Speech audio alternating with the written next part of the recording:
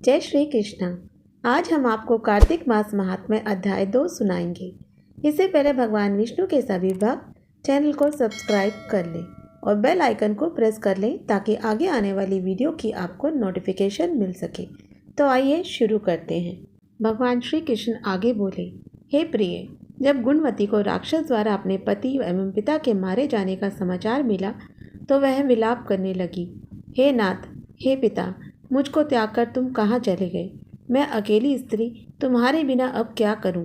अब मेरे भोजन, वस्त्र आदि की व्यवस्था कौन करेगा? घर में प्रेम पूर्वक मेरा पालन पोषण कौन करेगा? मैं कुछ भी नहीं कर सकती। मेरी रक्षा कौन करेगा? मैं कहाँ जाऊं? मेरे पास तो अब कोई ठिकाना भी नहीं रहा।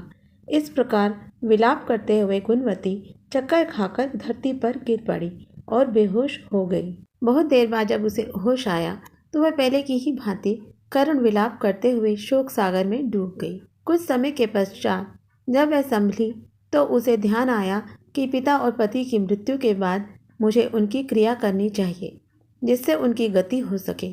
इसलिए उसने अपने घर का सारा सामान बेच दिया और उससे प्राप्त धन से उसने अपने पिता एवं पति का श्राद्ध आदि कर्म किया।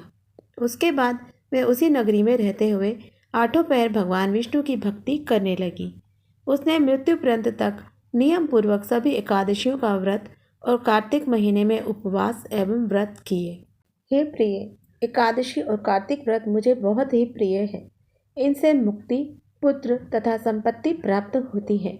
कार्तिक मास में जब तुला राशि पर सूर्य आता है तब ब्रह्म मुहूर्त में उठकर स्नान करने व व्रत व उपवास करने वाले मनुष्य मुझे बहुत प्रिय हैं, क्योंकि यदि उन्होंने पाप भी किए हों तो भी स्नान व व्रत के प्रभाव से उन्हें मोक्ष प्राप्त हो जाता है। कार्तिक में स्नान, जागरण, दीपदान तथा तुलसी के पौधे की रक्षा करने वाले मनुष्य साक्षात भगवान विष्णु के समान हैं। कार्तिक मास में मंदिर में झाड़ू लगाने वाले, स्वास्तिक बनाने वाले तथा भगवान विष्णु की पूजा करने वाले मनुष्य जन्म मरण के चक्कर से छुटकारा पा जाते हैं। गुणवती भी प्रतिवर्ष श्रद्धापूर्वक कार्तिक का व्रत और भगवान विष्णु की पूजा करने लगी। हे प्रिय, एक बार उसे ज्वर हो गया और वह बहुत कमज़ोर भी हो गई। फिर भी वह किसी प्रकार गंगा स्नान के लिए चली गई। गंगा तक तो वह पहुंच गई, परंतु शीत के कारण वह बुरी तरह से कांप रही थी। इस कारण वह शिथिल हो गई। तब मेरे दूत उसे मेरे धाम ले आए। तत्पश्चात ब्रह्मा आदि देवताओं की प्रार्थना पर जब मैंने कृष्ण का अवतार लिया तो मेरे गण भी मेरे साथ इस पृथ्वी पर आए, जो इस समय यादव हैं। तुम्हारे पिता पूर्व जन्म में देव शर्मा थे और वह इस समय सत्राजित हैं। पूर्व जन्म में चंद्र शर्मा जो तुम्हारा पति था वह डाकू है। और हे देवी, तू ही वह गुणवती है। कार्तिक व्रत के प्रभाव के कारण ही तुम मेरी अर्धांगिनी हुई हो। पूर्व जन्म में तुमने मेरे मंदिर के द्वार पर तुलसी का पौधा लगाया था।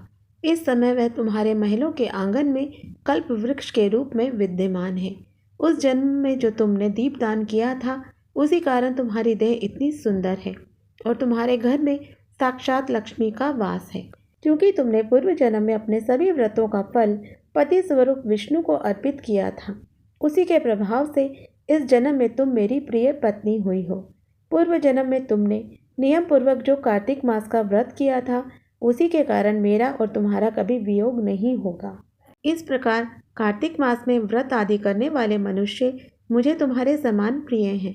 दूसरे जप, तप, यज्ञ, दान आदि करने से प्राप्त फल कार्तिक मास में किए गए व्रत के फल से बहुत थोड़ा होता है, अर्थात कार्तिक मास के व्रतों का 16वां भाग भी नहीं होता है। इस प्रकार सत्यभामा भगवान श्री कृष्ण के मुख से अपने पूर्व जन्म के पुण्य का प्रभाव सुनकर बहुत प्रसन्न हुई। तो ये था कार्तिक मास महात्म्य अध्याय 2।